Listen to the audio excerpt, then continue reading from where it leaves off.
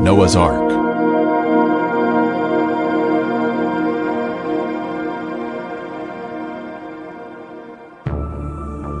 Before the great flood, the world had become filled with wicked men, so much so that the Lord decided to destroy the face of the earth. And God said to Noah, "The end of all flesh has come before me, for the earth is filled with violence through them. And behold, I will destroy them with the earth." The Lord chose Noah, a man of God, to build an ark in which the righteous would be saved along with some of the animals. Noah preached of conversion and repentance for 120 years, but only 8 people gave their hearts to the Lord and entered the ark. The rain came, and the people sought the safety of higher ground or the ark itself. But the angel of the Lord had closed the door of the ark, and it could not be opened. Probation had closed. It was too late. Death and destruction covered the earth. The thoughts of man were evil continually. God extended an invitation, but it was not accepted. This was a judgment of man. All the fountains of the great deep were broken up, and the windows of heaven were opened, and the rain was on the earth 40 days and 40 nights. So he destroyed all living things which were on the face of the ground.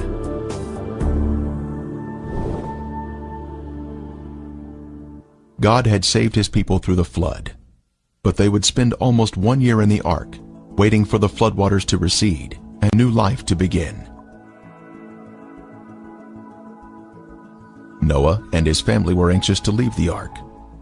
Finally, Noah knew it was safe to leave. He offered a sacrifice to the Lord, and the Lord placed a bow of promise in the sky that he would never again destroy the earth with a flood. The Bible tells us where the ark of Noah came to rest. The ark rested upon the mountains of Ararat.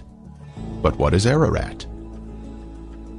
The name Ararat, as it appears in the Bible, is the Hebrew equivalent of Urartu, ancient country of Southwest Asia mentioned in Assyrian sources from the early 13th century BC. This area included parts of eastern Turkey, Armenia, and Iran. Moses was not speaking of a specific mountain when writing Genesis. He was speaking of a country, Urartu. So the Bible was saying the ark came to rest in the mountains of the country of Urartu. In eastern Turkey, across the valley from Mount Ararat, is the site we will be visiting. This area was first photographed in an aerial survey conducted in 1959 by Francis Gary Powers. Later, Turkish Lieutenant Duripanar spotted the boat-shaped object in these photographs. So in 1960, a group from the United States journeyed to the site, but they prematurely concluded it was just a natural formation. That same year, Life magazine featured photos of the site. Is there a historical record from ancient civilizations of Noah's Ark existing? Berosus the Chaldean wrote, "It is said there is still some part of the ship in Armenia, at the mountain of the Chaldeans, and some people carry off pieces of the bitumen, which they take away, and use chiefly as amulets for the averting of mischiefs." Today, we can look at a map of Turkey and see this site listed as Nuhun Gemisi, or Noah's Big Boat. Making the trip to the site, we landed next to the very large Lake Von, which once hosted the ancient capital of Urartu named Tushpa, located along its shore. Heading out through the countryside, we see an extinct volcano.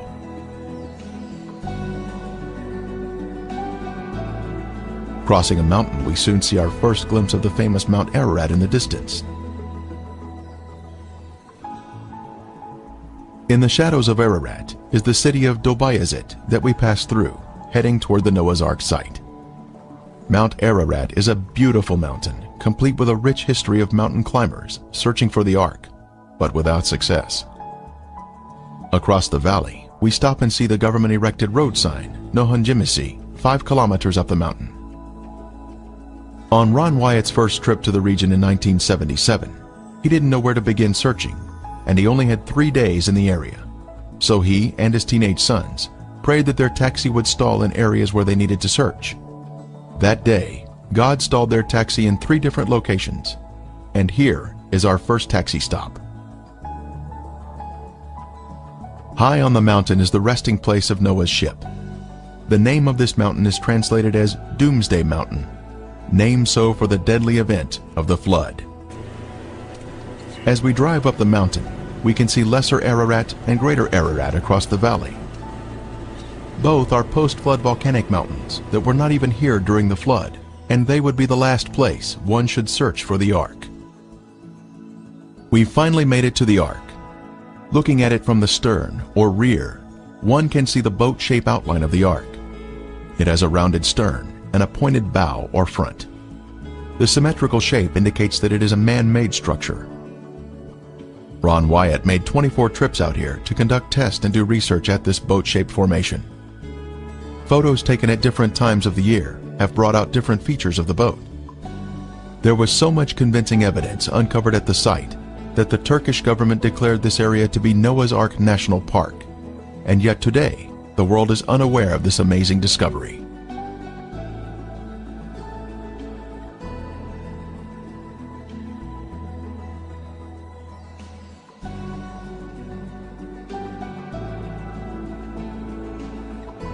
Using Google Earth, we can zoom in on the site with satellite imagery to see the Ark, and also the visitor center that was constructed by the Turkish government.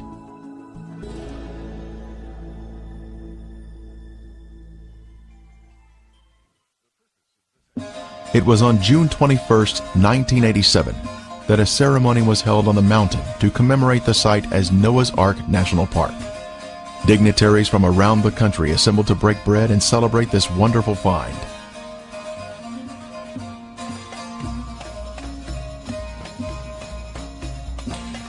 The governor, military officers, and other key officials were participating in a celebration of discovery. Ron Wyatt was a special guest because of the extensive work that he had accomplished at the site. The visitor center would welcome guests from around the world to gaze upon the Ark. As concrete was placed in the foundation by the governor and by Ron Wyatt, excitement was in the air. This was a monument to the mortal remains of Noah's Ark.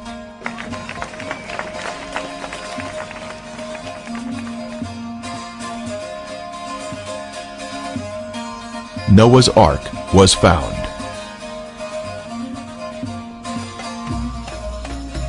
The next day, an article appeared in Turkey's largest newspaper announcing Noah's Big Boat, open for tourism.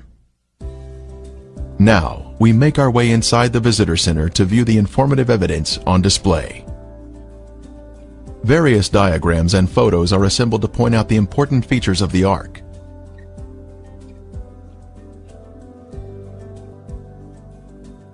Specimens from the Ark are also on display, including petrified wood and sea fossils from the area, which indicate this mountain is water-laid rock.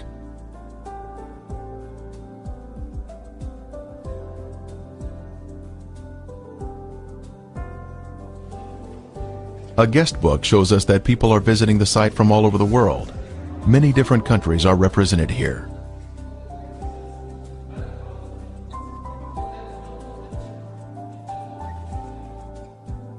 Hassan Ozer has worked in the visitor center since it opened.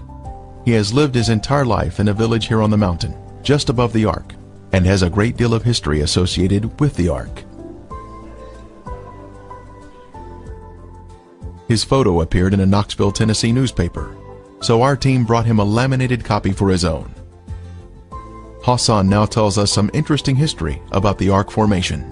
Tabii zaten biz gördük, biz de Rolvayt'a söyledik. Bunun gemisi var ya, 1948 senesinde gece bir kayma deprem oldu. Sabahleyin baktık her taraf gitmiş. Bunun gemisi bir ada güçlüğüne kalmıştır. Her akşam üzerinde bir elektrik lambası gibi bir ışık yanardı. In 48, there was an earthquake, and it was in the night time, and we just wake up in the morning and we see the earth was moved, and we saw the shape like an ark. De ki 1960 yıllarında Türk Hava Kuvvetleri'ne bağlı bir pilot tarafından bunun fotoğrafı çekiyor. Gidiyor Ankara'ya. 9'da, ha? 1960 yıllarında. 60 yıllarında. 60 yıllarında söyle. Also, after that time, there was a light we could see in the night time in the up on the village when we look down to the ark side, and people was believing that it's holy things, and when they come on to the next to the ark, this light is going off. You know, you cannot find. Kendi şahsi olarak. Benim kendi şahsi olarak ben de hem inanıyorum hem de karar veriyorum. Çünkü neden? Her taraf gitti. Nuh'un gemisi o böyle ada gibi içinde kaldı. Her akşam üzerinde bir ışık yanırdı. Sarı, yeşil, kırmızı. Kimisi böyle bir ziyarettir, kimisi bir türbe, kimisi bir hazinedir. Ama araştırma yapıldıktan sonra izin arada kayboldu gitti. Ben de inanıyorum. Söyle bir daha var. Söyle onu söyle. He say that if in my personal thinking is well, I see after this earthquake there is a shape like an arc, and also there was a light which is colored light, green, yellow, and reddish lights we saw there, and lots of people were in the village. They were saying that's the holy place. Somebody says there is some gold, we should go dig it up and stuff like this. They say especially when you come next to it, it's going off. The light you cannot see anymore. But you see, after the government confirmed that that's the Noah's Ark, there is no light anymore, and you know, that's make me think it is Noah's Ark.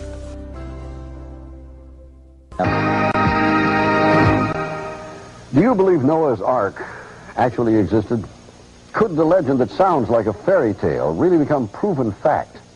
Well, the search has been going on since biblical times. And in a moment, you're going to meet some people who are positive they have found the Ark. Now, we know such claims have been made before. But a few months ago, these people came to 2020 with some new and intriguing scientific findings. We followed them to the mountains of eastern Turkey. And what you'll see is a bizarre adventure with a host of unlikely characters. Tom Gerald's story takes many twists and turns. That's the seductive beauty that brings them here, snow-capped Mount Ararat. The explorers looked for the Ark there since that's the highest point around here. And as the floodwaters receded, presumably that's where it would have landed. But the Bible describes the mountains of Ararat, mountains plural. Is it possible that the Ark came to rest on one of the smaller sister mountains to Ararat? The boat-shaped site was first found and photographed by a Turkish army captain back in 1959. It was quickly explored and dismissed as a freak of nature. But Wyatt, an amateur archaeologist, rekindled interest in it a few years ago. He brought in Dave Fassel, a marine salvage expert, to assess it. The Doomsday Mountain team brought in some high technology to explore the oldest legend of man. They began scanning their site with a molecular frequency generator. It's a device used by surgeons to pinpoint cancer tumors, and it's been used by Fassel to locate underwater treasure. This time, the molecular frequency generator began to pick up a unique pattern of iron lines beneath the earth. Okay, bring that one up. They began placing ribbons along those lines. The finished shape, outlined by the ribbons, was that of a huge ship, the approximate length and width of Noah's Ark, as described in the Bible. The fascinating field of ribbons soon attracted higher academic interest. That looks like iron. Okay. Dr. John Baumgartner, a physicist with Los Alamos Laboratories, sent samples back to the lab for analysis and confirmed that the metal they were tracing with the ribbons was indeed iron. With the width and the length known, the only remaining question was depth. By locating the depth of the hull, they could determine if the boat-shaped object had the cargo capacity described in the biblical ark. To resolve this final issue, Wyatt and Fassel brought geologist Tom Finner to Turkey with his company's heavy-duty subsurface radar equipment.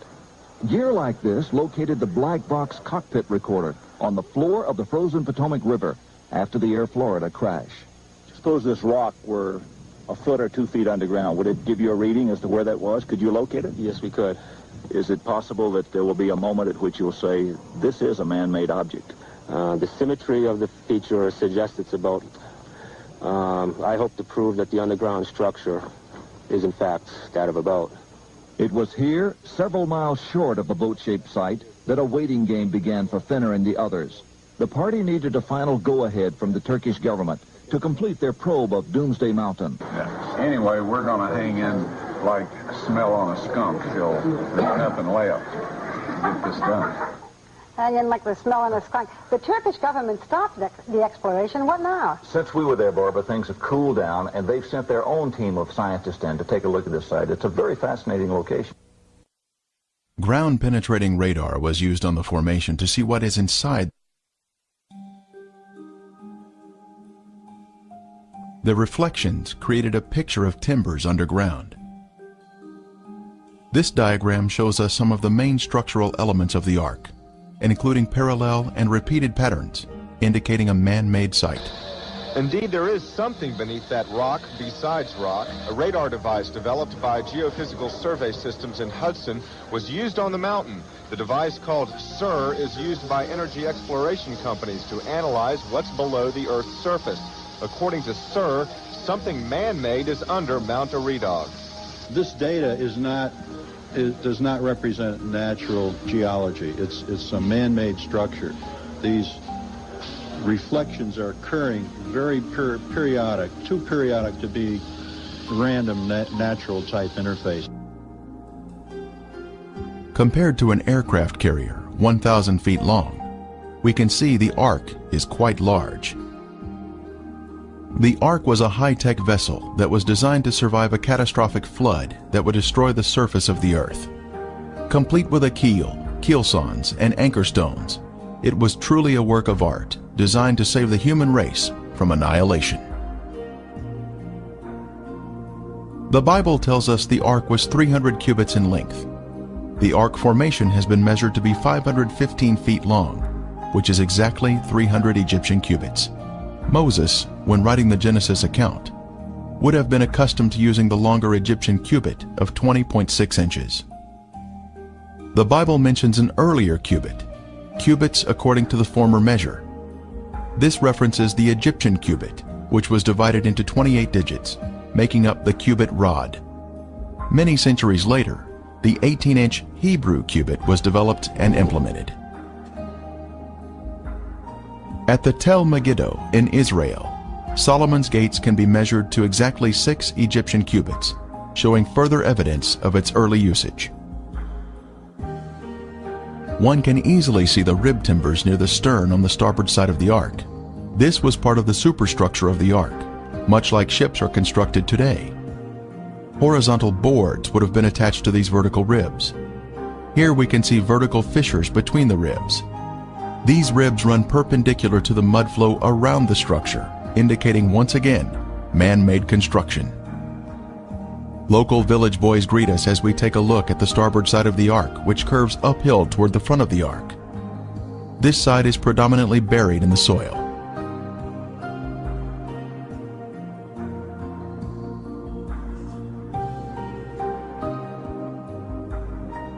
The outside of the bow, or front, is just before us, and then we scan down the starboard side to see the top of the rib timbers.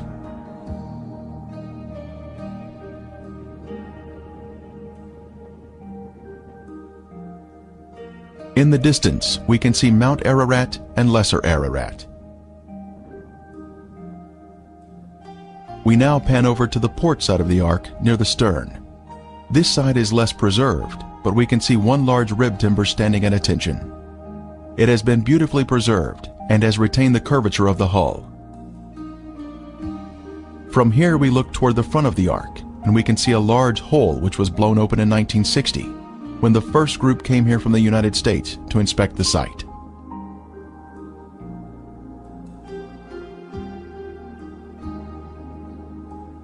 We are now standing on the middle deck of the Ark, and now pan over to the interior of the port side, where we can see 4 horizontal protrusions in a row. They are arranged in a regular pattern, indicating man-made construction. These would have been horizontal deck support timbers, extending toward the middle of the deck. At the stern, we can see the symmetrical shape of the boat, including the center mound, where the decks have collapsed, one on top of another. Continuing to inspect the stern, we can see 5 objects in a row along the inside port area of the deck.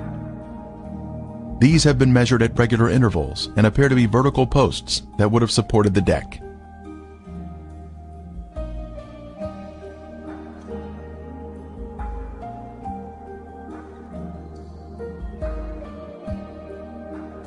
The Ark originally came to rest higher on the mountain, but was pulled down to its current location amidst a lava or mud flow, which impaled it on this rock outcropping. Ron Wyatt was operating his ground-penetrating equipment before Turkish authorities when he spotted an object just below the surface. What they found was this beautiful deck timber. It was tested at Galbraith Labs for organic carbon. The level of organic carbon was extremely high, thus proving this object was once living matter, consistent with wood. Mr. Wyatt was able to display the deck timber on CNN when he was interviewed on their network. The timber is in 3 layers, much like plywood, with glue oozing out at the end. This makes it stronger than one solid piece of wood. The outer area is covered in black pitch. Some nails can also be seen on its surface. This layering of wood may have been the gopher wood mentioned in Genesis. Just above the Ark site is the Uzungili village. Its former name in the 19th century was Nasr. This pronunciation is similar to Nicer, a village that the Babylonian Berosus described as being near the Ark site. Josephus in the 1st century said, "Its remains are shown there by the inhabitants to this day." This would tell us the Ark would be in an accessible location. These local villagers would have had a tourist trade, accommodating visitors to the Ark. The visitors to the Ark would have stayed overnight here and would have bought souvenirs in the village. Evidence of this was discovered in 2000, when an archaeologist found this potsherd 20 yards from the Ark. On the concave side, it has a carving of a man using a hammer to drive a nail, much like Noah building the Ark. On the convex side, an ancient ink drawing shows a man releasing birds, matching the biblical narrative of Noah releasing a raven and a dove. This is just another piece of amazing evidence found here at the Ark site. Using radar equipment, Ron Wyatt discovered an open cavity on the starboard side of the Ark. Utilizing a core drilling technique, he was able to gain access to the interior of the Ark. Stunning evidence was pulled from the belly of the ship. Using an improvised long rake device, petrified animal dung was extracted from the hull. Next, cat hair was also pulled from the cavity. Then, a petrified antler was extracted. These are all items that one would expect to find in the bottom of the Ark. The Bible tells us the antediluvians were skilled in metalworking. Tubal-Cain, an instructor of every craftsman in bronze and iron. This large metal rivet, or metal washer around a metal rod, was found by Ron Wyatt when he had taken a tour group to the site in 1991. The center rod had been struck while it was hot, causing it to flare out, holding the washer in place. Test results showed that it contained 8% aluminum metal. Aluminum metal is man-made, thus proving the site to be man-made. Skeptics have said Mr. Wyatt was lying about the testing, but was he really? When the Ark Discovery International team was at the Ark site, they used a metal detector to locate metal fittings on the Ark. This is a crescent-shaped piece of metal that had been a circular washer in its better days and was found near the bow on the port side. A portion of it tested at Galbraith Labs in Tennessee, and the results were stunning. It was 8% aluminum metal, just as Ron Wyatt's test had revealed. The test additionally showed a small amount of titanium metal that is also man-made. The Ark Discovery team continued its analysis at the site and located another fitting on the starboard side. A portion of it was sent to Galbraith Labs for testing, and again, there were incredible results.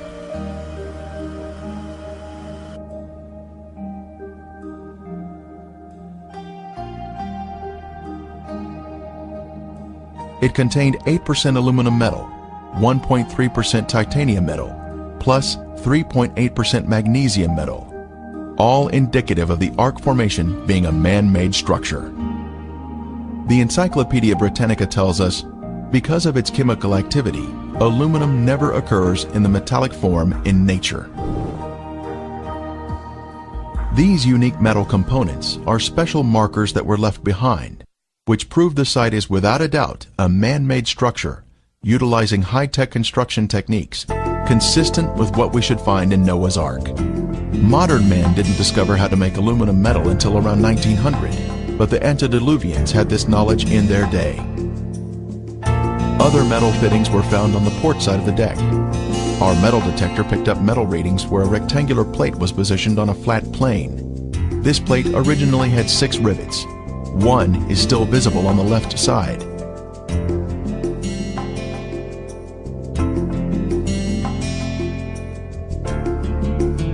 Other metal fittings can be seen around the Ark in various locations. The metal fittings have different colors from the surrounding material, making it easier to locate them at the site. On the outer portion of the Ark, at a higher level, we were able to see this object that appears to be a metal cap on top of a vertical post.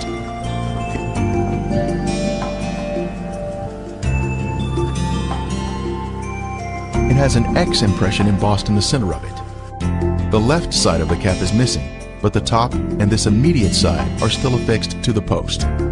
The X impression is indicative of a man-made structure with the 90-degree angles. Our second taxi stop is the village of Kazan, where large anchor stones can be found that once hung from the rear of the Ark.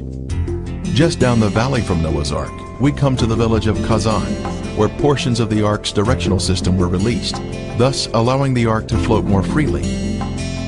This village was known as the Place of the Eight, named so for the 8 survivors of the flood. This is the first area that Noah and his family lived after the flood. The large anchor stones were hung from the rear of the Ark to keep the rear facing oncoming waves. It created a type of resistance in the water, allowing the rounded rear of the Ark to fend off powerful waves that would critically damage the Ark if struck broadside. This is our first anchor stone. Measuring 11 feet in height, with 4 feet embedded in the ground, it is actually the largest and most beautiful anchor stone found to date. A tapered hole was drilled into the top of each anchor stone, a 5-inch opening on one side and a 7-inch opening on the other, allowing a rope to be pulled through and a knot tied. It was designed to be lifted while in the water when it would weigh less, thereby preventing the top from breaking off. The most striking feature is the crosses that have been carved on the anchor stone. Early Christians came through this area and recognized these objects as biblical items from the Ark. They carved crosses on these anchor stones, representing Noah and his family. The largest cross here represents Noah and is of the Crusader style. The diamond shape with a cross above was Nimrod's sign when he was alive. The diamond represents the Ark that he took credit for. Then the vertical line is the pathway to heaven, with the crossbar representing heaven. The Egyptians had an adaptation of this symbol called the Ankh. Smaller anchor stones or drogue stones can be found near the Mediterranean. This is one of the largest you will ever see outside the Noah's Ark area. The next anchor stone is partially buried in the ground with 5 crosses. The largest cross represents Noah. The next smallest, Mrs. Noah. Then the 3 smallest are the sons of Noah. At the bottom is a possible image of the Tower of Babel, which was built around 200 years after the flood by Nimrod and his rebellious followers. This particular stone has 7 crosses, with the 8th having been removed at some point in time.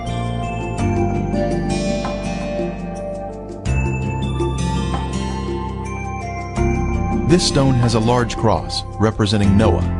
The next smaller cross on the bottom left is Mrs. Noah. The next 3 smaller crosses represent the 3 sons. Then the 3 smallest represent the wives of the sons. This stone does not have any carvings on it, but it does have a hole drilled through the top. Other stones have been found buried, but they have no inscriptions. This stone had a hole drilled in the left side. Then on the right, we can see ancient inscriptions. Vandals have broken this stone, but you can see where the hole once was in the top. Crosses have also been carved on this stone. Five crosses are on this anchor stone, and as we look at the top, we can see where the hole has been broken off. Outside the village of Kazan is a large object that has the appearance of petrified tree bark. and with unusual characteristics. As far as we know, there's nothing else like this anywhere. Nobody's ever... My goodness. It's got crosses that are very faintly carved on it. You got a big one here. You got a small one right there. One here. One here. They're harder to see over here. And this is petrified wood? Well, it looks like Ron said he thought it was petrified bark. Tree bark. Right. If you look at the... You ever see... It looks like a little bit like pine bark. It sounds like metal. Yeah, with the anchor stone being wood. This isn't an anchor stone. Oh, I see. This was just like something that was on the ark, right? Well, Ron theorized that this might have been the or part of the cover. You remember at one point it says, and Noah came out of the ark and he took the cover off, or he threw the cover off. And of course that's just speculation. We don't have a way of knowing, but this is a rather unique thing. It has the appearance and the texture of some kind of a bark, but it is stone. That is the cross. What? That is the cross. There you go. That is incredible. It has a very hollow sound. Very hollow. It sounds like metal. But it's just a... Well, it's just that's its harmonic ring. Right. Yeah. Harmonic resonance, you're right. Yeah. But not many stones that do that. That's true. With the sun coming out. Well, I think there's 8 crosses on it. We've been able to find 7. I think there's an 8th one up there. Our next taxi stop is the home of Noah, near the village of Kazan. This photo was taken in 1977 by Ron Wyatt, showing the walls of Noah's home. Since then, all the walls have been torn down by local treasure seekers. In the front yard stood this large tombstone. On the tombstone was a drawing of 8 people and a boat on a wave. The second largest person was looking downward with their eyes closed. This indicates that this was Mrs. Noah's tombstone. After Mr. Wyatt showed this to someone, that person later hired others to exhume Mrs. Noah's 18-foot sarcophagus. Its depression in the ground is still visible today. Her jewelry was later sold on the black market for millions of dollars. Extending out from Noah's house are these ancient stone fences for containing animals. In Genesis, we are told that Noah practiced husbandry. In this case, we can see signs of animal husbandry. Some fences are more prominent than others, but they are all in straight lines. Uphill, behind Noah's home, is this large altar that he would have used to sacrifice animals to the Lord. It is approximately 10 feet in diameter and has a cube-like shape.